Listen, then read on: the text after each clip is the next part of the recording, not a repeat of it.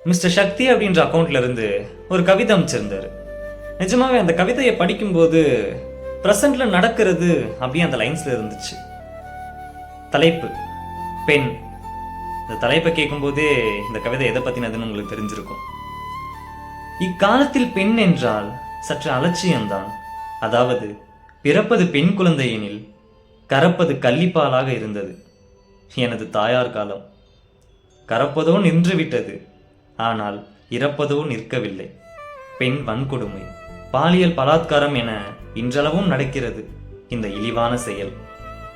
இந்த கேடுகெட்ட சமுதாயத்தில் பிறந்து அல்லல் படுகிறது இந்த அப்பாவி பெண்ணினம்.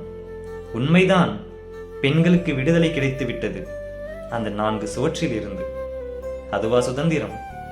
இல்லை இல்லை, அப்பொழுதெல்லாம் இல்லை இந்த இழிவான செயல். பெண்களே நம் நாட்டின் கண்கள் என இதற்கேற்ப அவர்களையும் பறக்க விடுவோம் சுதந்திர பறவையாக. சக்தி ப்ரோ, நிஜமாவே செம ப்ரோ.